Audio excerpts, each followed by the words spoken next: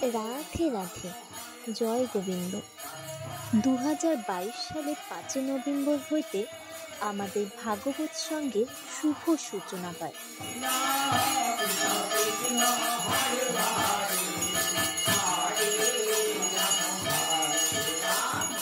এখানে প্রত্যেক সন্ধ্যা 7টা হইতে ধর্মীয় গান বাজনা ও ভাগবত পাঠ এবং পূজা আরতি অনুষ্ঠিত হয়। এছাড়া প্রত্যেক পূর্ণিমার মধ্যাহ্নে মহাপ্রভুর ভোগ হয়। এই সহিত অনুষ্ঠানে সকল সনাতন ধর্মের ভক্তবৃন্দদের আমাদের ভাগবত সঙ্গে আসার জন্য আমন্ত্রণ রইল। আমাদের ঠিকানা 27 নম্বর ওয়ার্ড, দেবীনগর, রায়গঞ্জ, উত্তর দিনাজপুর। রাধে রাধে।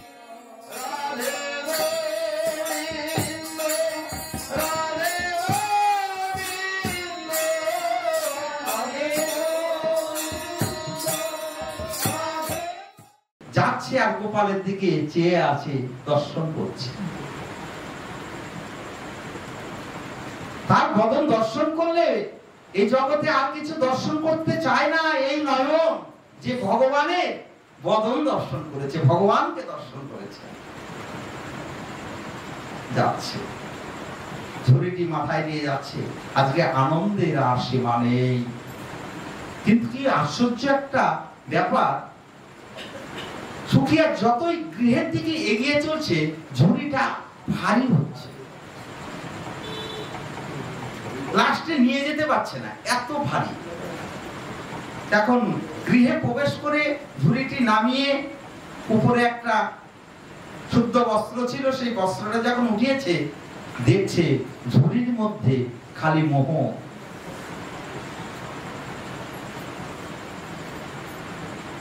খালি মোহ। সুখিয়া কাঁদছে আর ভগবানকে জানাচ্ছে, ভগবান তোমার কাছে একটু চাইলাম, তাই তুমি এত দিলে। তোমার কাছে কিছু চাইতে না, কিন্তু সেই মোহরের দিকে সুখিয়ার কিন্তু লক্ষ্য নেই। দরিদ্র কিন্তু লক্ষ্য নেই।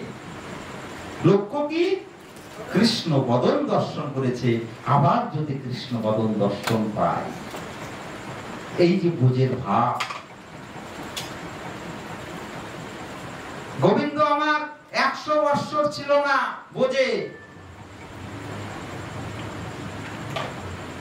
কিন্তু বৃন্দাবন বৃন্দাবন বোঝো বোঝো বলে প্রতিদিনই নয়ন জলে ভেসে যেত আমার শ্রীকৃষ্ণ গোবিন্দ।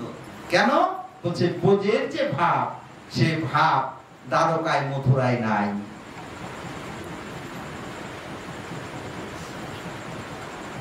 বোঝবাসী কেমন আছে, এই লক্ষ্যটি ভগবানের, গোবিন্দের। কৃষ্ণের সখাকে উদ্ধব, তাই উদ্ধবকে বলছে তুমি একটু বোঝে গিয়ে বোঝবাসীর খবর নিয়ে এসো, তারা কেমন আছে, কুশলে আছে তো? কুশলে আছে তো? ধ্রুবকে, উদ্ধবকে সাজিয়ে দিলেন ভগবান শ্রীকৃষ্ণ। কি করলেন? বলছে অলংকার গুলো, কৃষ্ণের গোবিন্দের অলংকার গুলো উদ্ধবকে পরালেন। চরণের নূপুরটি উদ্ধবকে পরালেন। সবকিছু গোবিন্দের সেই অলংকার দিয়ে ভূষিত করে উদ্ধবকে পাঠালেন কোথায়? বৃন্দাবনে। কেন পাঠালেন? আমার ব্রজবাসী কেমন আছে, আমার ব্রজবাসী কেমন আছে। উদ্ধব চলছে ব্রজের দিকে। ব্রজে গিয়ে যখন কেবলই ব্রজে প্রবেশ করেছে, দেখছে একটা বৃক্ষের মধ্যে দুটো পাখি চোখ বন্ধ করে বসে আছে। কোন পাখি? সুখসারি বসে আছে। এখন সুখ বলছে, ছাড়ি নয়ন মেলো, চোখ হলো, আমাদের বোঝের কৃষ্ণ বোঝে এসেছে। বলে তুমি কেমন করে জানলে যে কৃষ্ণ বোঝে এসেছে? বলছে শুনতে পাচ্ছ না, কৃষ্ণের নূপুরের ধ্বনি হচ্ছে। সারি বলছে নূপুরটা আমার গোবিন্দের বটে। দেখেছেন দুটো পাখি, তারাও কৃষ্ণ ভজন জানে। বলছে যে নূপুরটি আমার গোবিন্দের, শ্রীকৃষ্ণের নূপুর, কিন্তু যে চরণে নূপুর উঠেছে সেই চরণটি আমার গোবিন্দের নয়। যেমন ভজন তাদের, তাই তো রুনুঝুনু করে বাজছে, চরণেই বাজছে, কিন্তু চরণটি আমার গোবিন্দের নয়। ভজনে বুঝতে পারলেন। একটুখানি এগিয়ে গেলেন কোথায়? নন্দ বাবার গৃহে। দেখছেন নন্দ বাবা আর নন্দ রানী বসে আছে। মা যশোদা কি করছে বসে? বলে গোবিন্দ গোপাল গোপাল গোপাল গোপাল বলতে বলতে অন্ধ হয়ে গেছে। কাঁদতে কাঁদতে কাঁদতে কাঁদতে মা যশোদা নন্দ বাবা দুইজনই অন্ধ হয়ে গেছে। মা যশোমতী নবনীর একটি ভাণ্ড বাটি নিয়ে বসে আছে। এখন নন্দ বাবা বলছে, যশোদা তুমি তাকিয়ে দেখো, তোমার গোপাল এসেছে, তোমার গোপাল বোঝে আবার আসছে, তুমি তাকিয়ে দেখো। মা যশোদা কি করছে? নবনীতে হাত দিচ্ছে, দিয়ে দেখছে, বলছে নন্দ বাবাকে বলছে, বোঝে আমার গোপাল আসেনি, বোঝে আমার গোপাল আসেনি। বলে তুমি কেমন করে জানলে? গোপাল আসছে, যে শব্দ হচ্ছে সবাই বলছে। বলে না, গোপাল বোঝে আসেনি। গোপাল যদি আমার বোঝে আসতো তাহলে সব শুকনা নবনী রসে পরিপূর্ণ হতো। দিদাই গৌরী শুকনো থাকতো না। কেন? তিনি রসময়। আমার গোপাল যদি আসতো তাহলে এই নবনীর বাটিটি শুকনো থাকতো না, রসে ভরে উঠতো।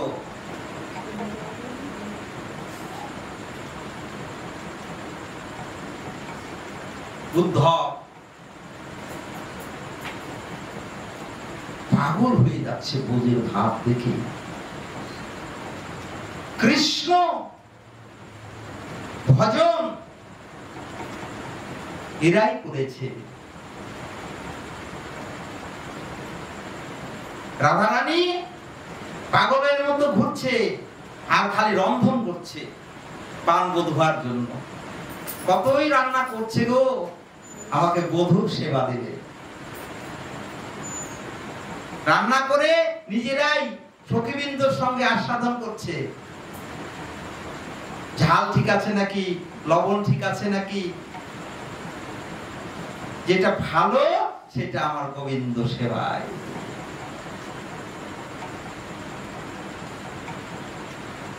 কোন কোন কবি বলছে এই আমাদের রাধারানী পাগল তো হয়েছে বটে, আবার মনে মনে ভাবছি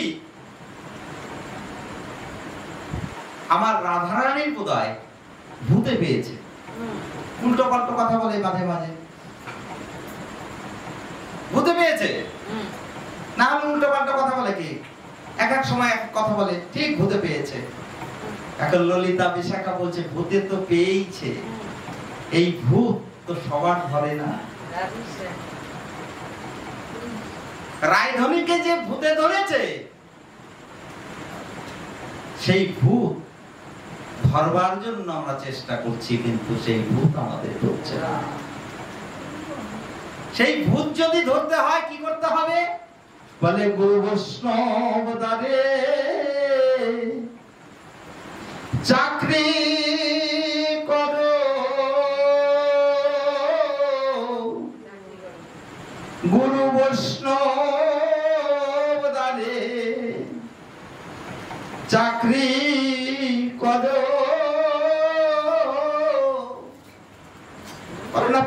ভূতে পেয়েছে, অপতা পেয়েছে। অপ কিন্তু একটা দেবতা। বলছে এই অপদেবতার যদি কৃপা পেতে হয় তাহলে সাধু গুরু বৈষ্ণবের দ্বারে তোমার চাকরি করতে হবে। চাকরি কেমন? বলছে দাসত্ব করতে হবে। বলে গুরু বৈষ্ণব দ্বারে চাকরি করো, দেবতার কৃপা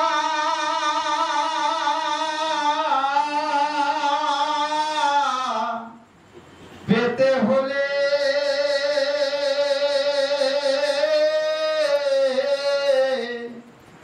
গুরু বৈষ্ণব দ্বারে চাকরি করো। চাকরি করতে হবে। যদি চাকরি করতে পারো তাহলে সেই দেবতার কৃপা পেলেও পেতে পারো। খারাপ নাকি? আমার টাইম বেশি হয়ে গেছে নাকি? আমি টাইম দেখি নাই। বেশি হয়ে গেল না?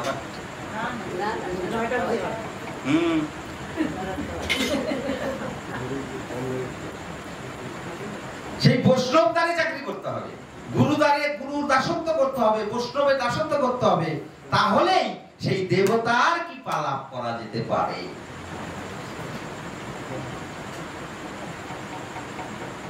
না হলে সম্ভব নয়। চাকরি করব, গুরু বৈষ্ণবের কাছে তো চাকরি করব না। এই বলবে জল নিয়ে উঠোন এই মন্দির পরিচর্যা কর, তুলসী চয়ন করো, ফুল চয়ন করো, গুরু সেবা করো। আমার বাবার কত টাকা, আমার বাড়িতে 2-4টা লোক কাজ করে, আমি আবার গিয়ে গুরুর আশ্রমে গিয়ে কাজ করবো? বলছে দেবতার কৃপা পাবে না। দেবতার কৃপা যদি লাভ করতে চাও তাহলে গুরু বৈষ্ণব দ্বারে চাকরি করতে হবে। নরোত্তম ঠাকুর মহাশয়, রঘুনাথ দাস গোস্বামী, তাদের অর্থের অভাব ছিল? ছিল না। তারা সমস্ত কিছু ত্যাগ করে আমার মহাপ্রভুর চরণে আশ্রয় নিল। আমার মহাপ্রভুর চরণে আশ্রয় নিল।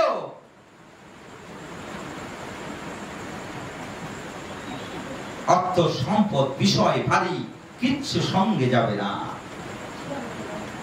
কিছু নিয়ে যাওয়া যাবে না। এই জগৎ থেকে কি নিয়ে যেতে পারবো? নিয়ে যেতে পারবো। কি নিয়ে যেতে পারবো? বলে ভজনটুকু নিয়ে যেতে পারবো। যদি আমার ভজন থাকে সেই ভজনটুকু আমি নিয়ে যেতে পারবো, কেউ রেখে দিতে পারবে না, কেউ রেখে দিতে পারবে না। কেন? ওটা আমার সম্পদ, আমার ধন। এক পিতার যদি 4টা পুত্র সন্তান থাকে, 4টাই কি শিক্ষিত হয় নাকি? হতে চায় না। আবার কোনো কোনো ফ্যামিলি তো হয়, যেগুলো বদমাইশ সেগুলো তো পড়াশোনা করে না। যারা ভালো তারা পড়াশোনা করে। বলছে বিদ্যা, বাবার অর্থ দিয়ে কিন্তু বিদ্যা অধ্যয়ন করলাম, বিদ্যা অর্জন করেছি, শিক্ষাগত যোগ্যতা পেয়েছি বাবার টাকা দিয়ে। কিন্তু যারা পড়াশোনা করলো না তারা সেই টাকার অংশ কি পেল? বিদ্যার ভাগ কোনোদিন হয় না। বাবার মাঠে যদি 4 বিঘা জমি থাকে 4 ভাই ভাগ করে নেবে, কিন্তু বিদ্যা যে লাভ করেছে সেই বিদ্যার লাভ হবে না, ভাগও হবে না। আবার যদি ভজন করা যায়, যাবার সময় কিচ্ছু নিয়ে যেতে দেবে না, মাজার ডোর পর্যন্ত কেটে দেবে, মাজার ডোর পর্যন্ত কেটে দেবে। এই জগৎ থেকে কিছুই নিয়ে যেতে পারবো না, কিন্তু আমার সঙ্গে যাবে কি? ভজন। ভজন কেউ রেখে দিতে পারবে না। আবার যদি ভগবানের কৃপা আশিসে আগামী আরেকটি মানব দেহ, ভক্ত দেহ পাই, তাহলে আমার ভজন সেখান থেকে গিয়েই আবার শুরু করতে পারবো। ভজন নষ্ট হয় না। বলছে এখন তো ভজন করছেন, বৃদ্ধ বয়সে কি হবে? হবে না, গোড়ার মাথা হবে না। যতক্ষণ পারছি ততক্ষণ করব, যখন পারবো না তিনি যদি না করায় না করাবে। এখন তিনি করিয়ে নিচ্ছে, করছি। অনেকে আবার ওই পেছনের কথা, সামনের কথা চিন্তা নিয়ে ভজন নিয়ে আর জীবন ভরে হলো না, হবে না। কেন? কৃপা নেই। কৃপা যদি থাকে ভজন শুরু হয়ে যায়, কৃপা যদি না থাকে ভজন শুরু করা যাবে না।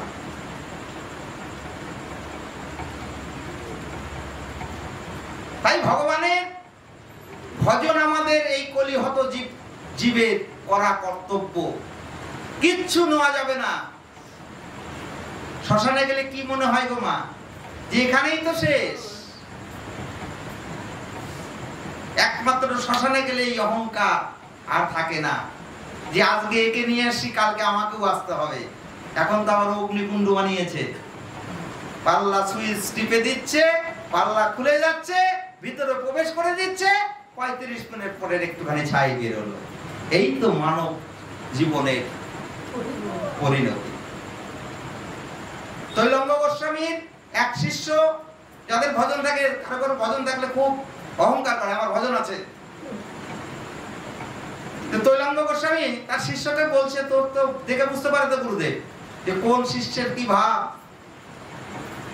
গুরুদেব কিন্তু ঠিক পায়, মালা কতবার করে গুরুদেব ঠিক পায়, ভজন কার কতখানি হয়েছে গুরুদেব ঠিক পাবে। তো ওই তৈলঙ্গ গোস্বামী ওই ভজনের ভেতরে অহংকার আছে এটা টের পেয়েছে।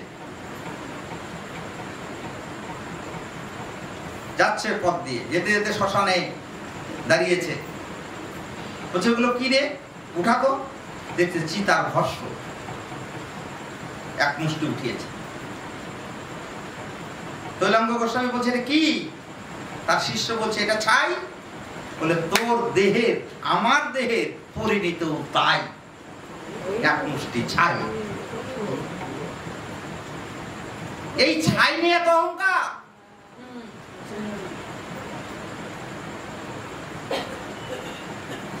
খালি বাঁচবার সন্ধান করো না গো মা, মরারও সন্ধান করতে হয়। বাঁচবার সন্ধান সবাই করে, সাধকেরা মরারও সন্ধান করে।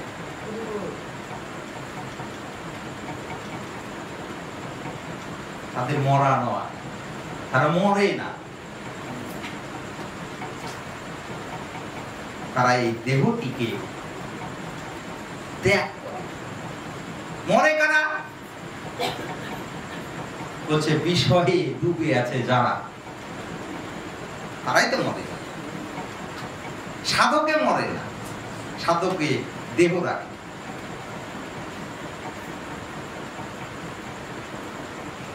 ভজলীলা আমরা এই পর্যন্তই আস্বাদন করলাম। হরিকথা এখানেই বিশ্রাম রইল। আবার যদি গুরু গোবিন্দের ভক্তের কৃপা হয়, আবার 15 দিন পরে আমরা আস্বাদন করব। জয় নিতাই। বাঞ্ছা কল্পতরুহর্ষ কৃপা সিন্ধু ভয়ে বচ পতিতানাং পাবনেভ্যো বৈষ্ণবেভ্যো নমো নমো। জয় জয় নিতাই গৌর সীতানাথ প্রেমানন্দে। হরি হরি বল, হরি হরি বল, হরি হরি বল।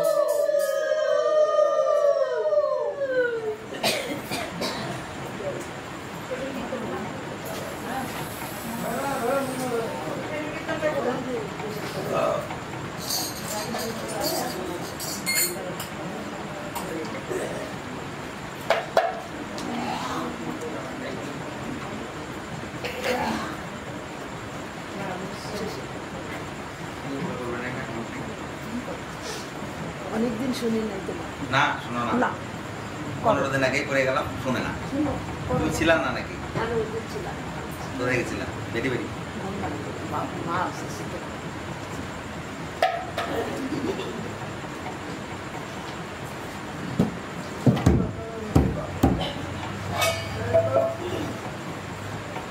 দাদা বসেন, দাদা দাদা মাইক বন্ধ করেন।